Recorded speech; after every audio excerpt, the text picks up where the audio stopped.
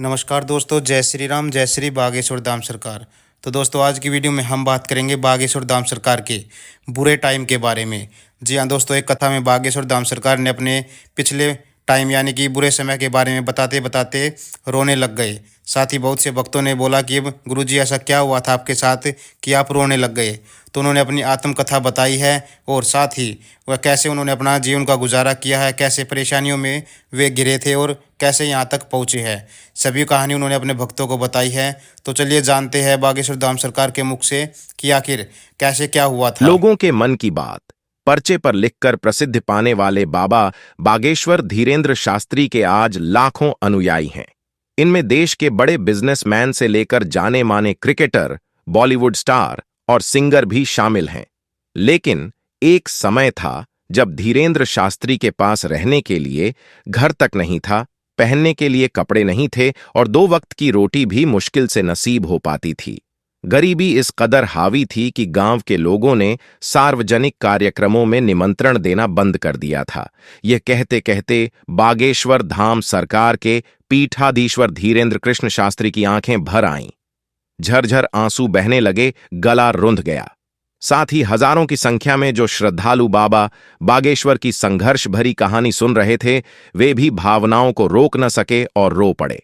मंच से बागेश्वर बाबा ने कहा कि वह इस विषय को कहना तो नहीं चाहते थे, लेकिन आज अपने आप को रोक नहीं पाए। कहा, मैंने जो गरीबी देखी है भगवान, वह दिन किसी को न दिखाए।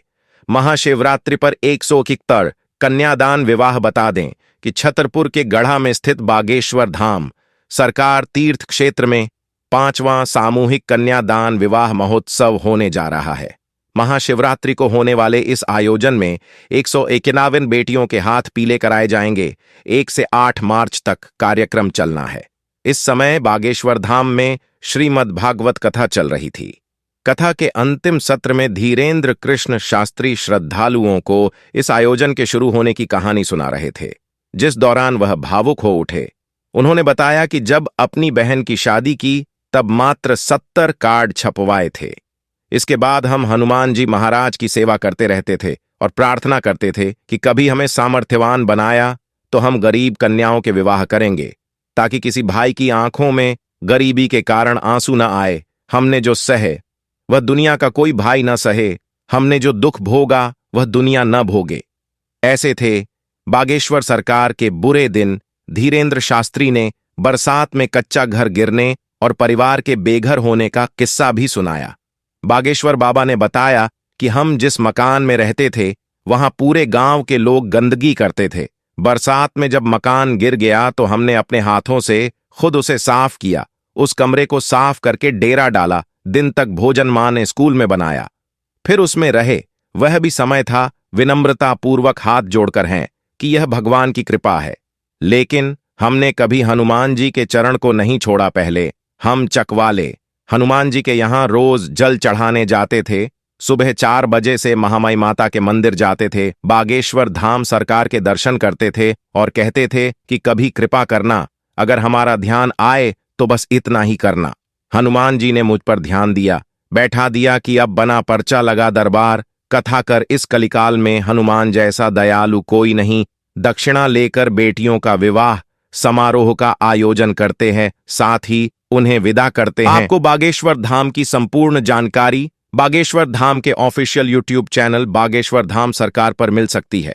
इसके अलावा बागेश्वर धाम की हर अपडेट बागेश्वर धाम के official Instagram account Bageshwar Dham official पर आपको आचार्य श्री धीरेंद्र कृष्ण जी महाराज के द्वारा मिलती रहती है।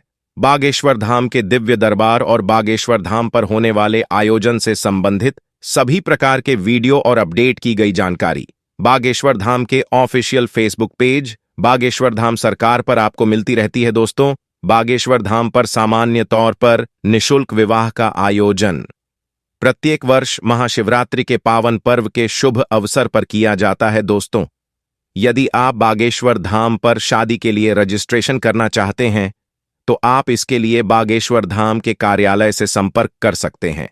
जैसा कि हमने आपको बता ही दिया है कि बागेश्वर धाम में जब भी शादी के लिए रजिस्ट्रेशन होगा तब उसके लिए आपको सोशल मीडिया के द्वारा सूचित कर दिया जाता है। बागेश्वर धाम पर ज्यादा समय पहले से किसी भी कार्य के होने की सूचना नहीं दी जाती। महाराज जी, जब उस कार्य की सूचना के लिए उचित समय समझते हैं, उसी समय सोशल मीडिया के द्वारा अपने भक्तों को बता देते हैं। जहां तक मेरा मानना है, बागेश्वर धाम पर शादी के लिए रजिस्ट्रेशन महाशिवरात्रि के 4 से 5 महीने पूर्व ही करवाना पड़ता है। तो चलिए अब बात करते हैं कि बागेश्वर धाम सरकार पर कौन कौन लोग शादी के फॉर्म या रजिस्ट्रेशन करवा सकते हैं। बागेश्वर धाम पर, जैसा कि हमने बताया, बागेश्वर धाम के आयोजक आचार्य पंडित धीरेन्द्र कृष्ण जी महाराज के द्वारा गरीब कन्याओं के विवाह का आयोजन किया जाता है। लेकिन वहां पर ऐसी किसी भी बात की पुष्टि नहीं है कि बड़े बड़े लोग जो कि धनवान हैं वह वहां पर शादी के लिए रजिस्ट्रेशन नहीं करा सकते। बागेश्वर धाम पर अक्सर केवल गरीब कन्याओं के विवाह का आयोजन किया जाता है। शास्त्री जी द्वारा उन्होंने कहा कि सभी कन्याओं को व्यस्त जीवन का संपूर्ण सामान तो दिया ही जाता है, साथ ही उनको आने जाने के लिए मोटरसाइकिल की भी जरूरत पड़ती है।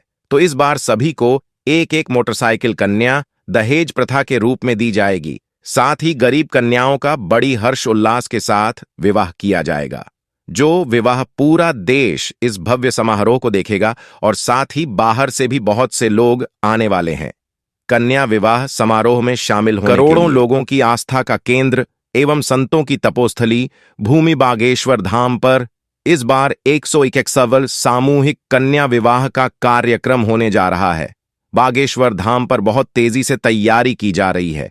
आप सभी को जानकारी के लिए बता दें दोस्तों की बागेश्वर धाम पर हर वर्ष कई प्रकार के धार्मिक अनुष्ठान होते रहे हैं, लेकिन इस बार कुछ अनोखा धार्मिक अनुष्ठान होने जा रहा है।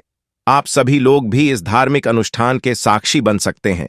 बागेश्वर धाम पर 151 सामूहिक कन्या विवाह सम्मेलन 8 मार्च 2024 को महाशिवरात्रि के महापर्व पर कन्याओं के पीले हाथ किए जाएंगे। आज के इस आर्टिकल के माध्यम से हम आप लोगों को बताने जा रहे हैं कि रविवार को पत्रकार वार्ता में बागेश्वर धाम महाराज पंडित कृष्ण शास्त्री जी से मीडिया रिपोर्टरों ने पूछे अनोखे सवाल जो हम आपको बताने जा रहे हैं।